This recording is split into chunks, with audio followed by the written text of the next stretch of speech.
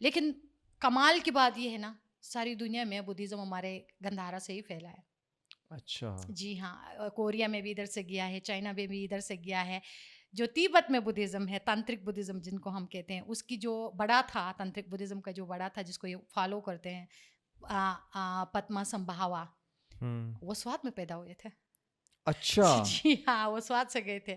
تو تیبتن بدھزم آپ کو پتا ہے کتنا فیمس بدھزم ہے. میں تھوڑا جاننا چاہوں گا کہ یہ کب آئے، پھر یہ کب گئے یہاں سے، یہ فورسفلی گئے یہاں سے یا یہ آہستہ آہستہ یہ مٹتے مطلب یہاں سے چلے گئے بدھسٹ، پھر پشتون آئے یا کیا حساب تھا ان کا؟ اصل میں اس میں یہ ہوا نا عمران نوشاد، یہ اشوک کے ٹائم پہ 3rd سینچری BC میں، بیفور کرائسٹ یہاں پہ بدھزم آیا.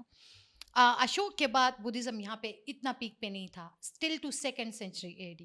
2nd سینچری AD میں ایک BC ہے، بیفور کرائسٹ اشوک کا ٹائم تھا، 3rd سینچری BC. صحیح. ایک AD ہے جو کہ کنشکا کا ٹائم تھا، جس کو ہم کشان ڈائنیسٹی کہتے ہیں.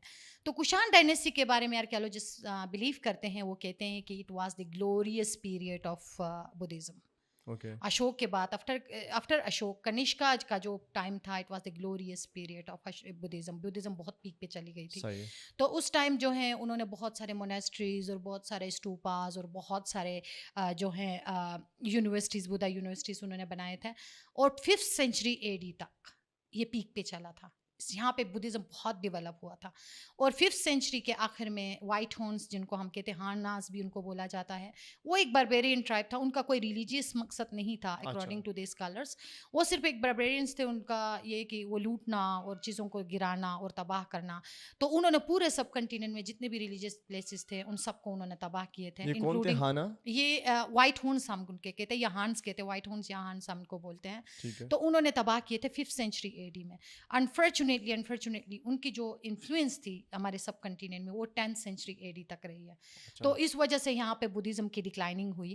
اور اس کی صرف یہی وجہ نہیں تھی بدھزم کی ڈکلائننگ کی. بدھزم کی ڈکلائننگ کی پولیٹیکل وجہ بھی رہی، بدھزم کی ڈکلائننگ کی اور بھی بہت ساری چیزیں رہی. کیونکہ ظاہر سی بات ہے، بدھزم میں آپ پیسفل ہو، آپ مونیسٹری میں تبھی جاتے ہو، آپ سنیاسن تبھی لیتے ہو جب آپ اس چیز کو افورڈ کرتے ہو. آپ دنیا کے سارے غلط کام چھوڑ کر آپ مونیسٹری میں جاتے ہو. آپ دنیا سے کٹ آف ہو کے آپ ایک منک کے زندگی گزارتے ہو.